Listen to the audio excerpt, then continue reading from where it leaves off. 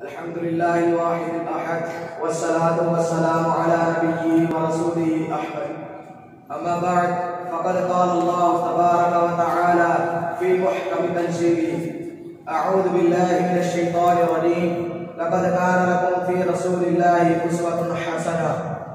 أمين المصطفى بالخير يدعو، أمين المصطفى بالخير يدعو كدوء البدر زائر وقلامه. گرامی قدر، آج اس بزم سعید میں سیرت سرور قرآن کے موضوع پر اپنی لبوں کو چمش دوں گا۔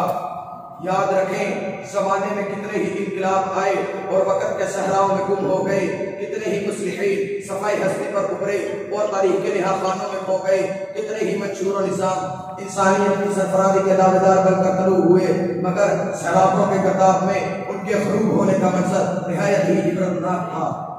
حضرات، یہ شرف صرف فقط آقا عالی مرتبت کے لازوال اسوہ و کردار کو حاصل ہے، جس کی ہدایت مسلمہ اور جس کی جامعیت عظمت انسانیت کا سب سے بڑا معیار ہے۔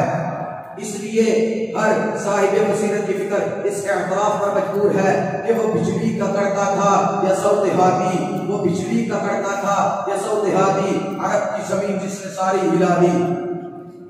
حضرات گرامی، ویسے تو سید الانبیاء کی سیرت کے لیے کان خلق القرآن کامل و اکمل و مکمل ہے، لیکن چونکہ تذکرہ میرے پیارے نبی صلی اللہ علیہ وسلم کا ہے تو سیرت سرور قرآن کے روشن پہلوؤں کو میں اس انداز میں اجاگر کروں گا۔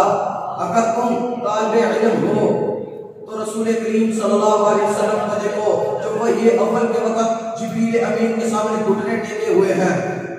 اگر تم استاد ہو تو درسگاہ صفا کے معلم اقدس کو دیکھو۔ اگر تم رعایا ہو تو مکہ کی گلیوں میں چلتے ہوئے محمد صلی اللہ علیہ وسلم کو دیکھو۔ حضرات، اگر تم فاتح ہو تو بدر و حنین کے معارکوں میں جاؤ۔ اگر تم شکست خوردہ ہو تو معرکہ احد سے عبرت پکڑو۔ اگر تم عدالت کے قاضی ہو تو محمد عربی صلی اللہ علیہ وسلم سے نظام عدل سیکھو۔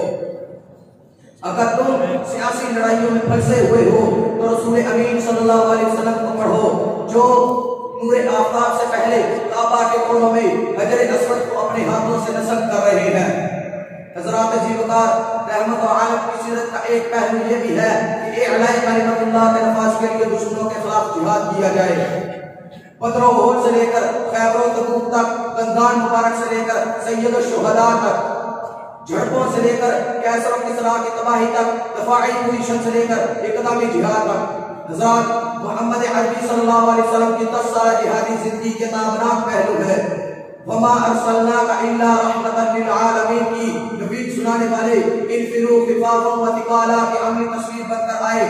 وقاتلوہم حتی لا تکون فتنة کے ذریعے نقطہ جہاد سمجھاتے ہوئے لقد کان لکم فی رسول اللہ اسوۃ حسنہ کی عملی روشنی میں امت مسلمہ کو یہ پیغام دیتے ہیں: قل ان صلاتی ونسکی ومحیای ومماتی للہ رب العالمین۔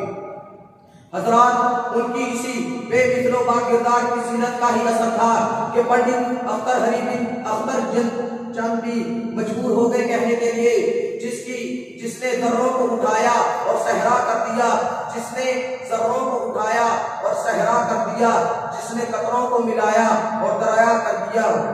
وآخر دعوانا الحمدللہ۔